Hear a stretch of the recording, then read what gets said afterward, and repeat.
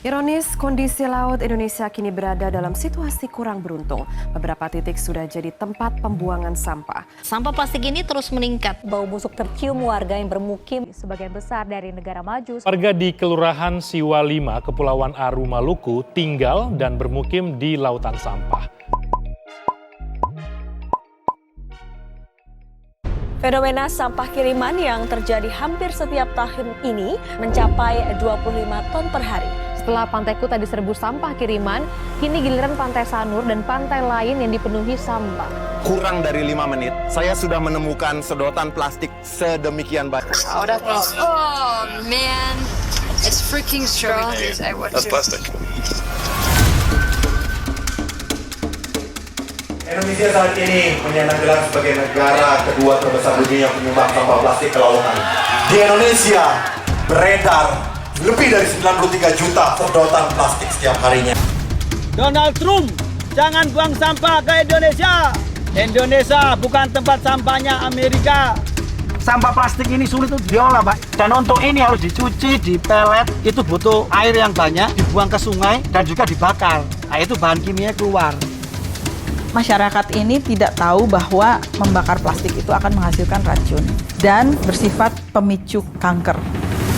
Apa mikroplastik di bandeng ini menunjukkan bisa saja terkontaminasi ya. Kontaminasi mikroplastik.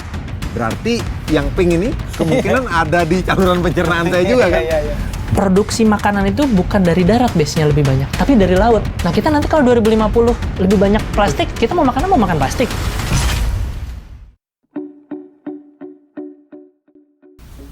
Sampah merupakan sisa benda atau barang manusia yang telah digunakan dan merupakan konsekuensi dari adanya aktivitas manusia. Kehidupan manusia tidak pernah lepas dari masalah sampah. Fakta menunjukkan bahwa potensi sampah terus meningkat seiring dengan pertambahan jumlah penduduk. Masalah sampah saat ini termasuk salah satu masalah yang sepele. Akan tetapi, jika kita sadari bahwa setiap orang mengeluarkan banyak sampah dan sampah tersebut akhirnya menggunung. Untuk menanggulangi masalah sampah yang semakin banyak, orang-orang mulai memikirkan banyak cara. Selama ini, sebagian besar masyarakat masih memandang sampah sebagai barang sisa yang tidak berguna, bukan sebagai sumber daya yang dapat dimanfaatkan. Lantas, bagaimana ya cara kita untuk mengatasinya? Yuk teman-teman, kita sama-sama simak video berikut ini ya.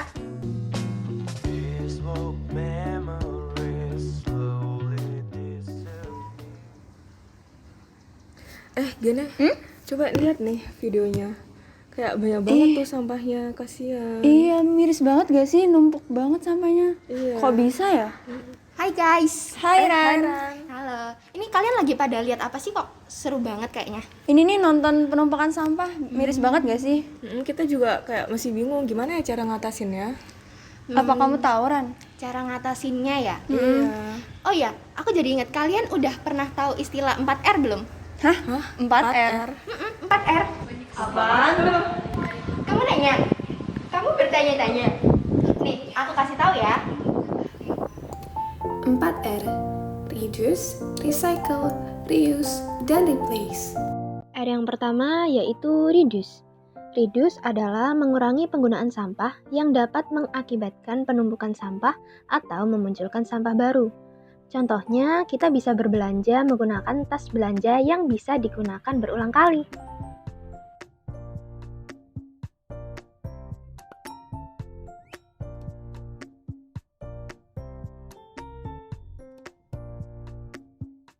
R yang kedua yaitu recycle. Recycle yaitu mendaur ulang sampah menjadi suatu barang baru yang bisa digunakan kembali dan layak fungsi. Caranya adalah dengan mendaur ulang sampah organik di rumah. Misalnya, melakukan pendauran ulang kertas menjadi kertas kembali. Daur ulang dengan jumlah yang sangat besar belum menjadi suatu aktivitas yang biasa dilakukan di Indonesia. Salah satunya adalah tempat sampah yang dibedakan antara sampah organik dan sampah non-organik yang kini masih belum diterapkan maksimal di Indonesia. Reuse yang berarti menggunakan kembali. Tahap ini mengajak untuk menggunakan kembali produk yang sudah terpakai. Salah satu cara atau langkahnya adalah penggunaan botol bekas air minum sebagai pot tanaman kecil. Dengan metode reuse, tentu saja penyebaran sampah plastik yang sudah dibeli dapat dikurangi. Replace adalah mengganti pemakaian suatu barang sekali pakai dengan barang alternatif yang sifatnya lebih ramah lingkungan dan dapat digunakan berulang kali. Kebiasaan ini dapat mengurangi laju produksi sampah. Contoh replace adalah mengganti gelas plastik atau air kemasan dengan botol minum yang bisa dipakai berulang kali, membawa kotak bekal daripada menggunakan styrofoam, dan mengganti tisu dengan sapu tangan.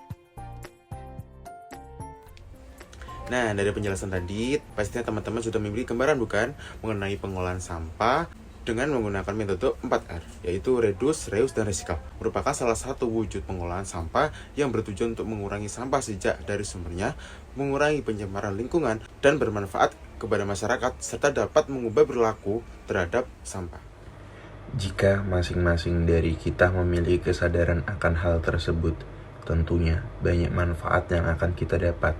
Di antaranya, mengurangi tumpukan sampah organik yang berserakan di sekitar tempat tinggal, membantu pengolahan sampah secara dini dan cepat, menghemat biaya pengangkutan sampah ke tempat pembuangan akhir atau TPA.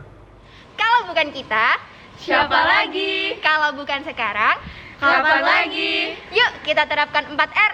Terima kasih. Hai guys.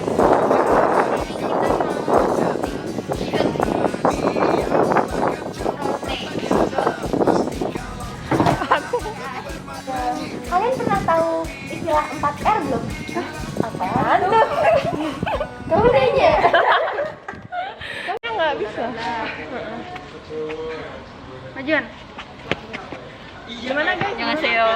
Kalian jangan malu ya. Jangan. Selama saya masih bisa bersuara, saya tak akan berhenti berusaha demi semua yang kita cintai.